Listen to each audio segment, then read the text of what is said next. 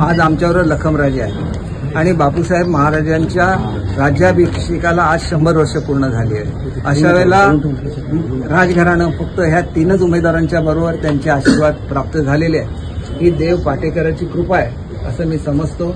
आजच्या दिवशी हे आशीर्वाद मिळणं फार महत्त्वाचं होतं, कारण बापूसाहेबांनी एवढा चांगला कारभार केला की रामराज्य असं सावंतवाडी संस्थांचं वर्णन हे स्वतः महात्मा गांधीने केलेलं आहे। त्याच्यामुळे राष्ट्रपित्यांनी ज्याचं कौतुक केलं, अशा आदर्श राजाच्या 100व्या राज्याभिषेक प्रसंगामध्ये आम्ही 3 जण सावंतवाडीला आलो आणि आम्हाला इथल्या देवदेवतांचे आशीर्वाद मिळाले, राजघराण्याचे आशीर्वाद मिळाले, हे आम्ही आमचं भाग्य समजतो। वेळ आहे त्यांनी आपला अर्ज मागे घ्यावा।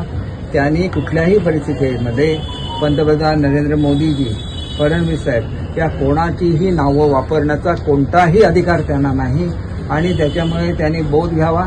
ज्या दिवशी भाजपच्या नावाने खोटं सांगून ही माणसं गोळा केलेली होती, ज्या दिवशी भाजपचे हे उमेदवार नाहीत हे लोकांना कळेल, त्या दिवशी त्याच्यामधली 10% लोकसभा शिल्लक राहणार नाही।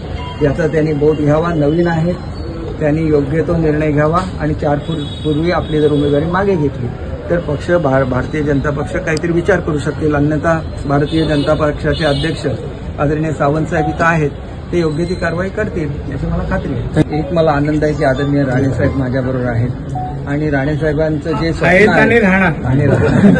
आणि राणेसाहेबांचं जे कोकणच्या विकासाचं आहे ते पूर्ण करण्याच्या दृष्टीने आज एक तर सक्षम अगोदर माझे साथीदार होते, नितेशजी माझ्याबरोबर होते, आज निलेशजी सुद्धा येतील आणि आम्ही सिंधुदुर्गची बाजू जी आहे ती सक्षमपणे राज्याच्या समोर नेऊ आणि एक पर्यटन जिल्हा म्हणून जो आमचा अधिकार आहे तो अधिकार आम्ही मिळवू आणि सिंधुदुर्ग जिल्ह्याला नेहमी कौतुक वाटेल असं काम आम्ही ह्या जिल्ह्यामध्ये करून दाखवू।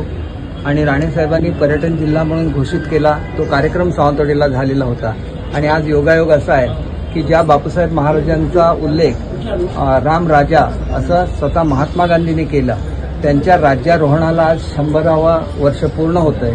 आदरणीय लखमराजे आमच्याबरोबर आहेत, राजेसाहेब राणीसाहेबांचे आशीर्वाद घेऊन मी या ठिकाणी फॉर्म भरायला आलेलो आहे आणि आमचे पालकमंत्र्यांचा आज फॉर्म हा ते त्यांच्या मतदारसंघात डोंबिवलीला दाखल करतायत, नाहीतर ते सुद्धा आज असले असते। काल येऊन त्यांनी अतिशय चांगली अशी गती या प्रचाराला दिली आहे। भाजपचे जिल्हाध्यक्ष आदरणीय सावंतसाहेब हे सुद्धा आमच्याबरोबर आहेत।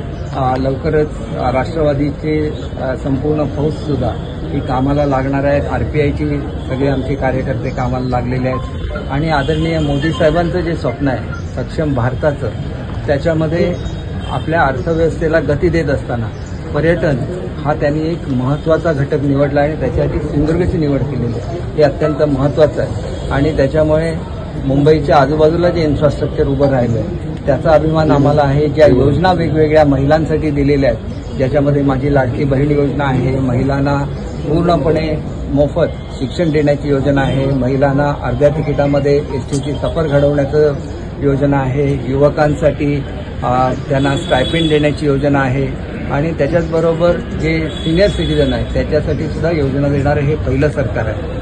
आपल्या शेतकऱ्यांना सर्वाधिक मदत करणारं हे सरकार आहे। 1 रुपयामध्ये विमा योजना देणारं हे सरकार आहे आणि हे सरकार महायुतीचं सरकार हे लोकांच्या मनामनामधलं सरकार आहे आणि त्याच्यामुळे त्या सरकारचं प्रतिनिधित्व मी नितेशजी आणि निलेशजी हे या सरकारमध्ये करणार होय, त्या सरकारमध्ये जे आमचंच महायुतीचं सरकार असणार आहे याचा मला सार्थ अभिमान आहे। आमच्या लोकांच्या प्रेमाने मी निवडून आलेलो आहे आणि त्याच्यामुळे लोकांच्या प्रेमानेच पुन्हा एकदा निवडून येईल आणि त्यांचं प्रेम हे माझं सर्वस्व आहे।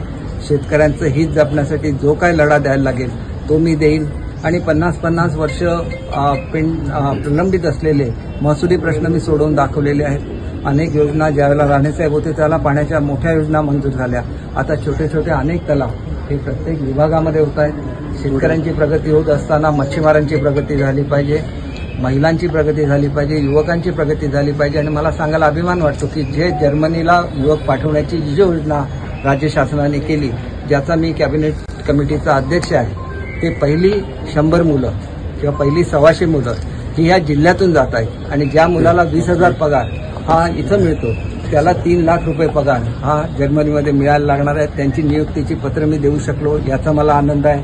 12 ॲम्ब्युलन्सेस या आम्ही या मतदारसंघासाठी दिलेल्या आहेत, परंतु आचारसंहिता असल्यामुळे प्रत्यक्षात ते कार्यवाही करायला आचारसंहिता संपल्यानंतर सुरुवात होईल।